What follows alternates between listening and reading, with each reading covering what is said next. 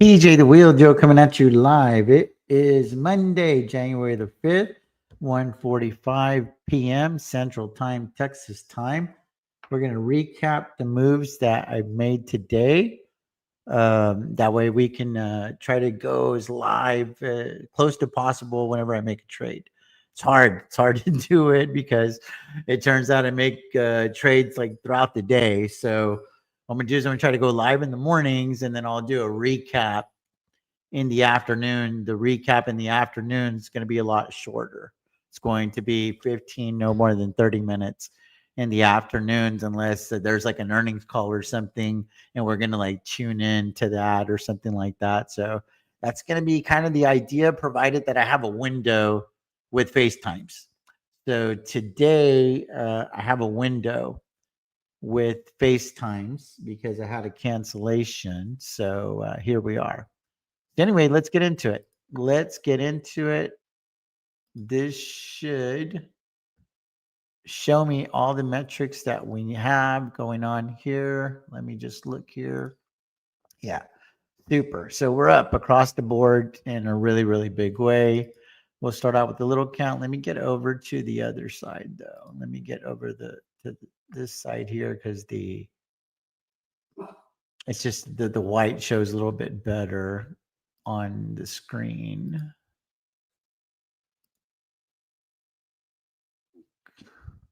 Okay, perfect. So we will start with the little account. So he's got one position here. We got BMNU currently going for 695. We own the shares at 613. When you consider the cover call premiums, our adjusted cost basis is 573. That's what I love about Tasty Trade is it does a lot of the accounting for you. If I look at the order chain here, there's not a whole lot going on here. The total P&L is showing 2,600, so profitable campaign so far. But the reason that we still have work to do is because we lost about $13,000 on BM&R last year. So I'm trying to make that money up here, and we're off to a good start, right? We're up $6,900 on the actual shares. We're up $2,600 on the covered calls. These shares are for sale at $11. So I didn't make any moves here. And I'm totally okay having these shares get called away. On accounting in 45, we didn't do anything today. We're just standing pat. These $7 puts are slightly in the money, nothing crazy. We've got these 2,500 shares for sale at $8 11 days from now, and PayPal is steady printing. We're in good shape on that particular account. Account ending in 19. We've got this, what I call the CryptoJunkie account. Working on a pretty good day. Only 4 positions. This is a $600,000 account, guys. We don't have a lot of positions here, and that's a theme that you're going to see across the board on this channel. I feel like one of the main reasons that people fail when they're selling options is because they spread themselves way too thin. You only have so much firepower to work with. You only have so many resources at your disposal. Don't be taking on too many positions, guys. If you want to invest in an ETF, do that, but don't turn your portfolio into an ETF.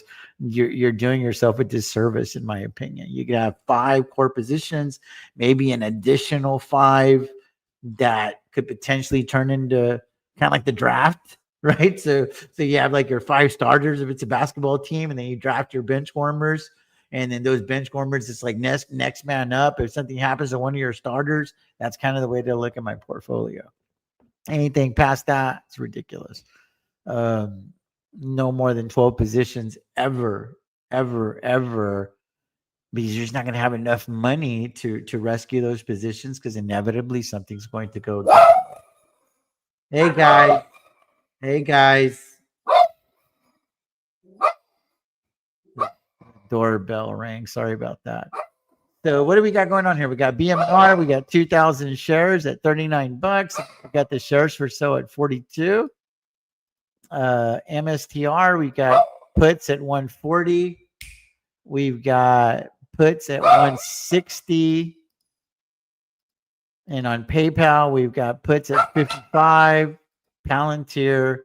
We've got a strangle at 140 and 240. And you can see that it was sitting at 260, but I rolled that one down from 260 to 240, brought in some more credits, and you'll see that right there. And made over $52,000 on Palantir. Not owned a share of Palantir in this particular portfolio. It just goes to show there's so many different ways to make money in the stock market. You don't just have to buy shares and hold them and hope that they go up. There's other ways to skin it. So then now we've got account ending in 90. This is a $360,000, $70,000 account, just 3 positions. I am looking, 1 second.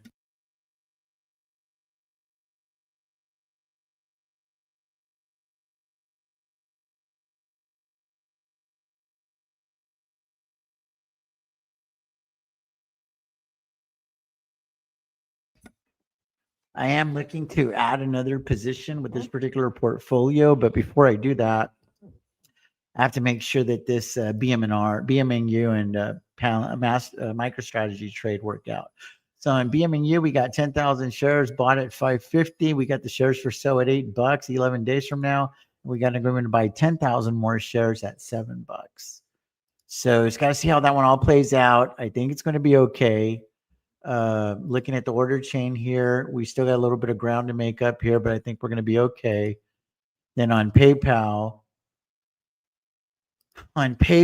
we had an agreement to buy 20,000 shares of PayPal at $55.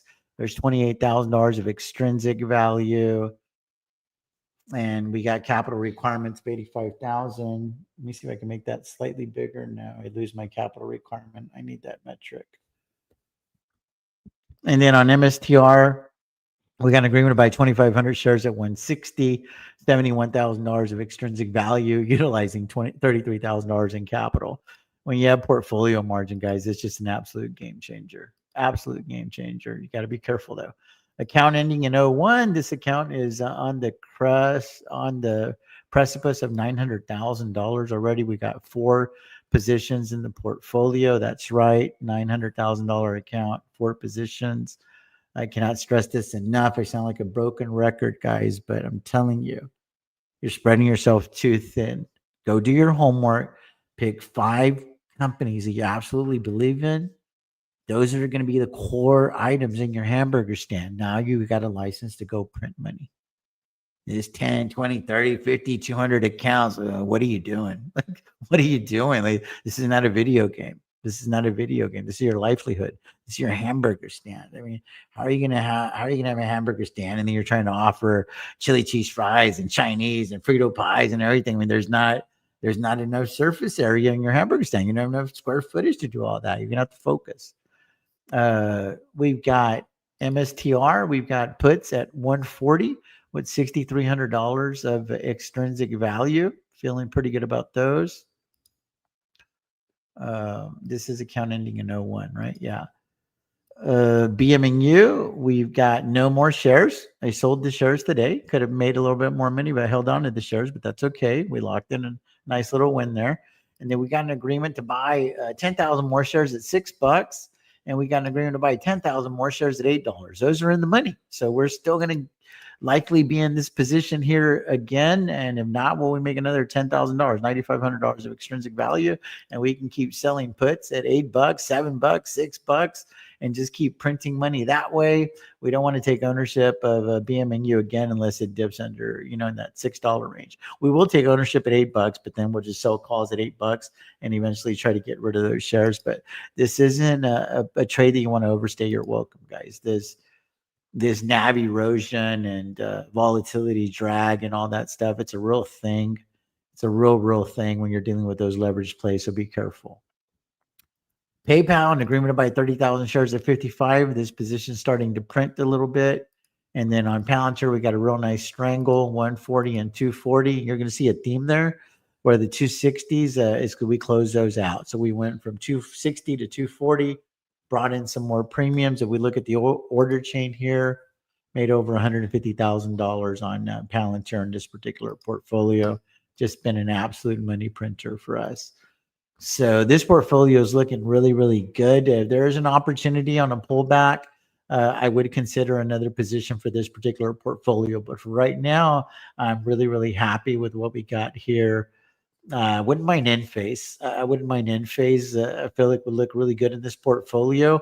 On a pullback, I could sell some puts at like $30 or something like that. I wouldn't mind ringing the cash register with end phase on this particular portfolio. Account ending in 33. This is another portfolio that's high 700s, approaching $800,000, having a real nice day today, up 58,000, and only 4 positions. So let's take a look at these positions.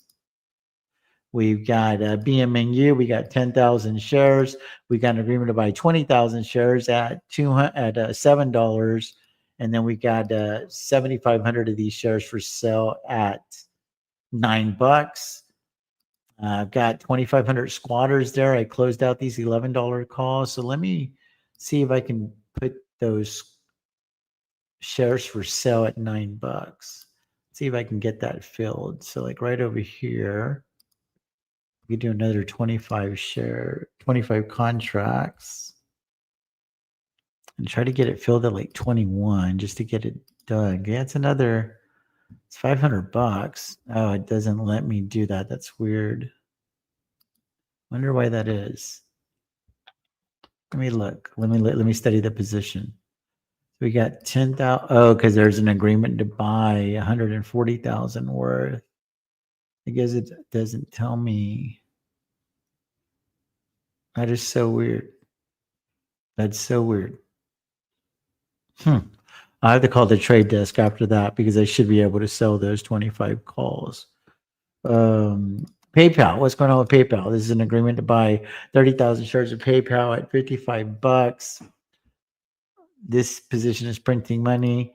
Then we got strategy, an agreement to buy 7,500 shares at 130. This position is absolutely printing. Made $37,000 on strategy. So again, there's a lot of people that are getting annihilated on strategy. And it's like I say, the stock is the horse, you're the jockey. You have to figure out how to ride that horse to the winner's circle. And I have figured out on this particular account how to ride MSTR to the winner's circle. An agreement to buy 7,500 shares at 130 with $29,000 of extrinsic. And then the big play is 2,500 shares at 160. That's the agreement. Those are slightly out of the money, and it's 130 days out. This is a campaign. I want to keep doing it over and over and over and over again. Hopefully for the next 3 to 5 years, this play is there. Then Palantir, we're just printing again at 140 and 240. This portfolio has made a little bit of money on Palantir as well. 79 grand. Haven't owned one share of Palantir in this particular portfolio. Keeping it going. Account ending in 20. This account is over $1.1 million. 1, 2, 3, 4, 5, 6 positions, guys. 6 positions. That's it. So what do we got going on? We got MSTR. We got an agreement to buy 10,000 shares at $140, $12,700 of extrinsic value. PayPal, we got an agreement to buy 30,000 shares at $55. Look at the capital requirement here, guys. $129,000 for an agreement to buy a crap load of PayPal, like $1.5 million or something like that. So it's just very, very capital efficient when you got portfolio margin on Tasty Trade. And then you've got SoFi put on this strangle today. We have the agreement to buy 20,000 shares at $26. That agreement was already there, but I sold the naked calls today at $38, 46 days out. I think that's pretty safe. I feel good about it. Palantir, same thing. We went from 260 to 240, brought in some more premiums. Enphase, we got the 200 puts at 25, and then BMU, we had shares, 10,000 of them, sold them for a nice little profit. So we're out of that particular position. So now we just have 5 positions. What else? So we've already done the little account. So now let's just look at the big account real quickly. 1, 2, 3, 4, 5, 6, 7, 8, 9, 10 positions on 15 mil. Just to give you an idea that I'm practicing what I preach, guys. You don't need a ton of positions to make money. You just got to find the right horses and learn how to ride those horses to the winner's circle. So we got MSTR. We got the short strangle here, 150 and 180. That's the sweet spot, and it's right there comfortably at 164. And then we've got the puts that are in the money in the distance. 164 days from now, we're going to go ahead and buy 70,000 shares of MSTR at 170. I want to keep this trade on the books for the next 3 to 5 years. I want to keep rolling it, eventually lowering it to 170, from 170 to 160, 150, 140. If it stays sideways, if it shoots up, obviously, maybe I just keep it at 170, or maybe I consider rolling up 180, 190, 200. It can be very, very flexible depending on the macros and what's going on fundamentally with your particular stock. You're gonna follow this stock for the next 3 to 5 years and figure out how to make the most amount of money with it. BMNU, we got 150,000 shares. We're up substantially on these particular shares right now, but we also have an agreement to buy 100,000 more shares at $8. So that part's problematic.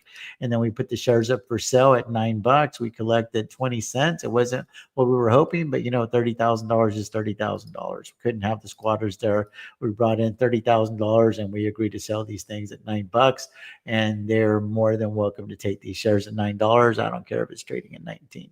It's whatever, because that means that my BMNR position would have recovered as well. So I'm okay with it. SoFi, we put on some short dated naked calls. We had the puts, the backstop trade on, and then now I'm selling, kind of like doing like the rich man covered call where you sell the leap and then you sell short dated calls, right? Versus buying the leap. We sell the leaps because we're premium collectors on this channel. So we sold the 22s, 375 days out. We did that 7 days ago. Picked up a crap load of premiums, 360 grand. And then now I picked up $42,000 for agreeing to sell 100,000 shares of SoFi at $35. So essentially we just need SoFi to stay under $35 and we make a cool 42,000 and we just keep rolling it. By the time we get to 375 days out, this 35 could be 45, 55. And then I can roll the 22s up. And then the idea is to make at least $1 million with SoFi over the next year. I play bigger on a pullback. If I could add another 1,000, 1,500 contracts over here, then I could try to make another $2 million. Made $3 million last year on SoFi. This particular portfolio, the goals, $2 million right now, but we got to size up. But I don't want to do that until I see how BMNU and MSTR and those kinds of things are working out. Same thing on Palantir, guys. I rolled from 260 to 240, picked up more premiums, trying to get a little bit more delta neutral here. Feel real good about this particular trade. Apple added 100 contracts earlier at 220 and 260. We got $144,000 of extrinsic value. I feel really good about that trade. Same thing on Google, sitting at 220 and 500. I feel like this is the kind of trade that I shouldn't even have to look at. This trade should print money, and I'm hoping to keep it like this. Maybe get both of these to like 500 contracts here within the next 60 days or so, and keep doing that for the next 3 to 5 years. PayPal, we're running the backstop trade, an agreement to buy 200,000 shares of PayPal at $50. Don't have any intention of selling naked calls on PayPal unless it pumps to like 65, 70, then maybe it gets a little bit more appetizing. Same thing on Enphase. I'm comfortable just with the short puts at 25. I can see a world where both of these, I roll them up. I could see a world where I roll up the 50s to 55s, maybe even 60 on PayPal. And I can see a world where I roll up from 25 to 30 and collect more premiums. BMNR, this has just been the absolute pain in the ass in the portfolio. We've got 100,000 shares at $44, and then we've got the long calls at 75. Absolutely getting annihilated on all of it. There's a little bit more of a pump. I will consider selling some cover calls on BMNR. Got to play my game. I got to bring some money through the door. I can always roll those cover calls, and I'm okay letting BMNR go. If I end up selling the shares at 45, 50, $55, I'm good with it. I'm not going to freak out. I can just turn around and start selling puts and doing it all over again, and then kind of hoping for a pullback at that point. So I'm really hoping that the Tom Lee narrative really plays out, where Bitcoin pumps to all-time highs in January, and then there's like a massive pullback. I've totally realized a lot of money on MSTR.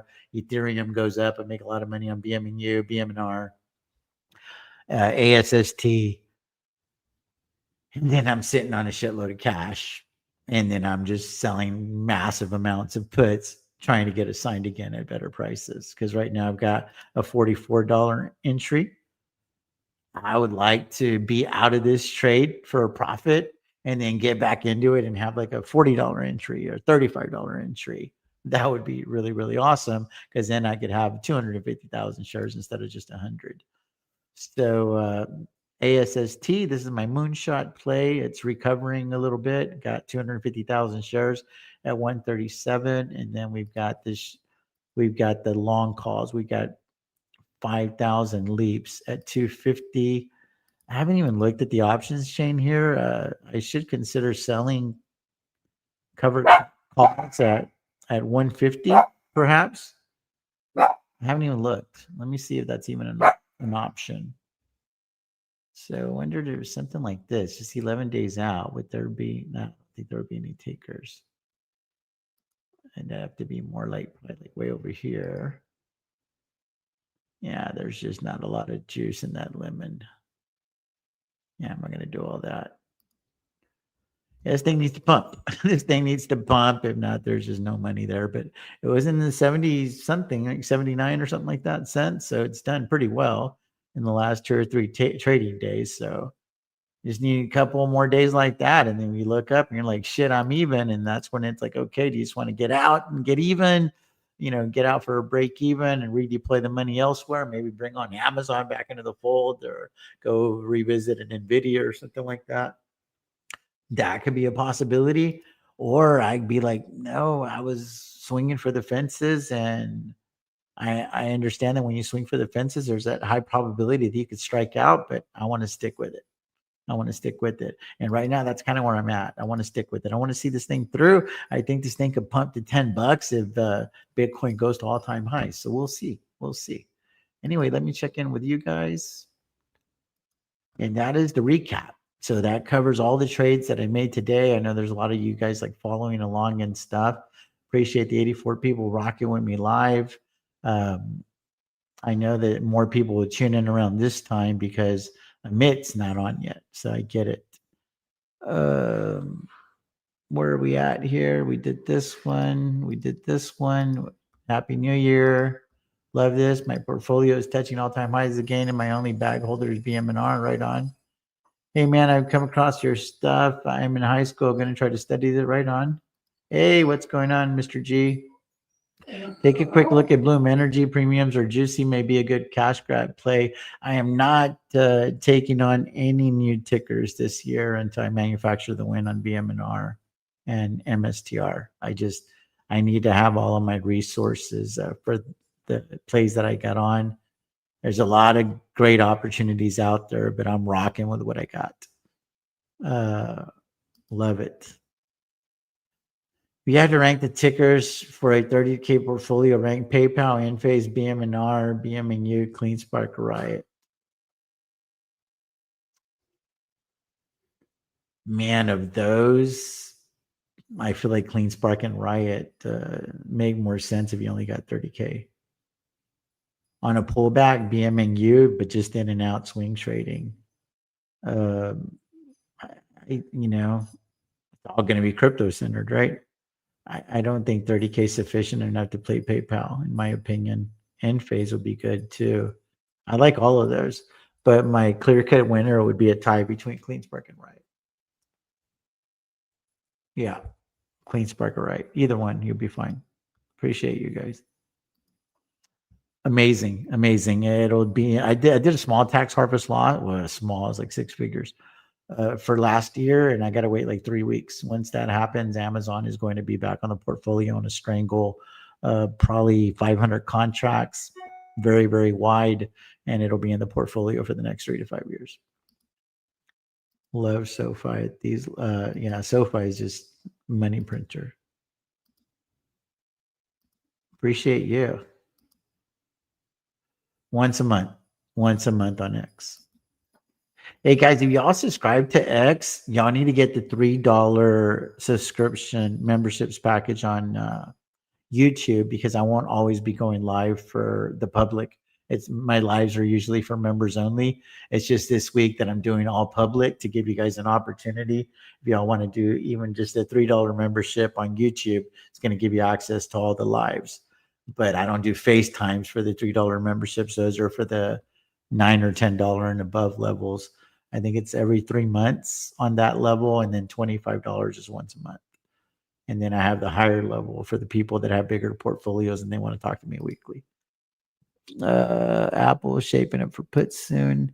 Someone wanted to get into SoFi. What would be a good price in your eyes to buy shares to start wheeling? $25.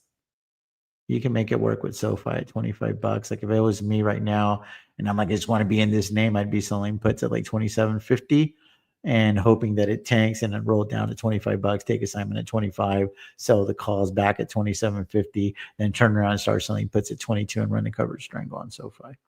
That's your whole playbook on SoFi right there in a nutshell. You're welcome. I'm up 240 today. Oh man, I needed this since mid-October. It's been a disaster. Yeah, it has been for us too. Found you from a mid, but just getting into options, so soaking all your videos in. Right on. Appreciate you. No one's talking about small caps, high beta stocks being down big since mid-October. Yeah, it's been rough, man. It's been rough, but I do think that a lot of tax harvesting happens. So now a lot of the money moves back into the high beta plays because people are more likely to try to swing for the fences early on in the year, especially when they buy leaps and stuff. It's like, oh, I got all year to make it work or whatever, right? So people are a lot more aggressive new year, new me, beginning of the year. Towards the end of the year, reality starts setting in and you're like, ah, shit. Or you're sitting on a win, you kind of want to protect that win. Or if you've like lost money, like I'm just going to lock in those losses. So the mindset changes with the seasons. Yeah, for sure. Well, you know, the S&P is also like what 40% Mag 7. So it's kind of big tech, like is the fat guy on the seesaw that holds everything up. But if it wasn't for the Mag 7, the S&P probably wouldn't have done very well last year. Got SoFi 40 call, January 20 leaves, ready for, yeah, for sure. Awesome. So SoFi 37 to 40, 50. Yeah, I'm not even worried about it yet. You know, because that's the valuation, right? Like, I mean, SoFi gets over 35. That valuation is very, very, very stretched. The only way that SoFi is going to push over those levels, I really feel like the tech component would have to come into play for a revalue or like a I don't know what you want to call it. Yeah, like revaluing the stock. They're going to have to land a big customer.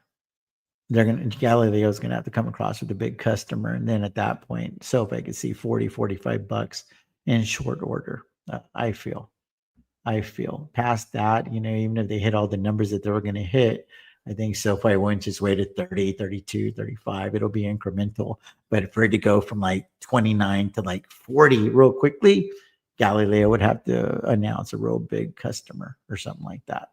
Past that, I think everything else is already baked into the cake. Anyway, I hope that recap helps y'all out.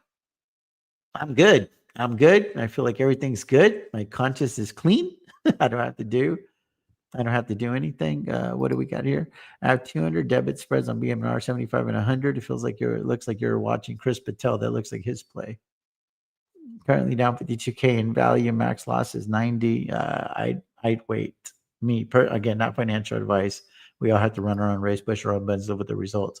But I'm waiting and I'm seeing that this narrative plays out. If Tom Lee is right, Bitcoin goes to all-time highs, Ethereum goes to all-time highs here in January before we have this potential pullback. But it shows like there's like a super cycle here. You'll print, BMR goes to like $60. I think you print.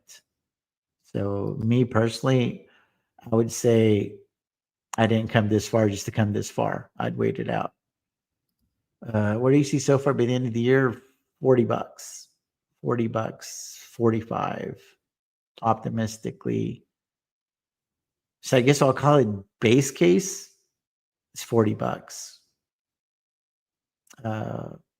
Bull case, $50 on SoFi by the end of the year. Bear case, $22. which is where my puts are. I'd say like maybe the wheels fall off. They don't hit a metric. It's been a long time since SoFi doesn't hit their numbers. Let's just say they don't hit their numbers. They show some weakness, sentiment.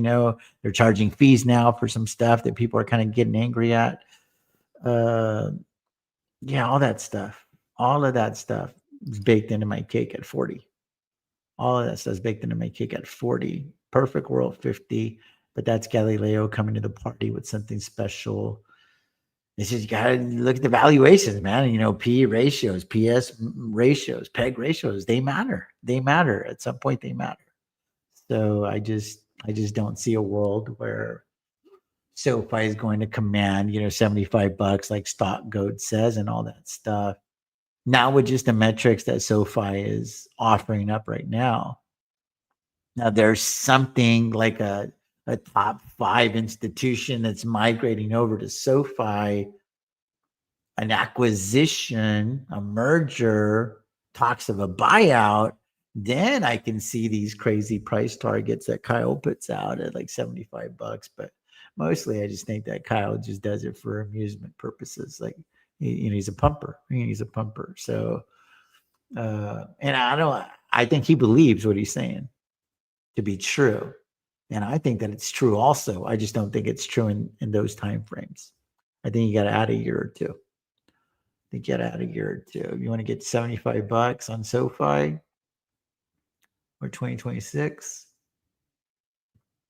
maybe 2028, 2029. I could see that. Hope that helps y'all. I got to get rocking and rolling. TJ the Will Deal signing off. As always, remember, Sky Stay Blue Stock Screen. Peace out. God bless you guys.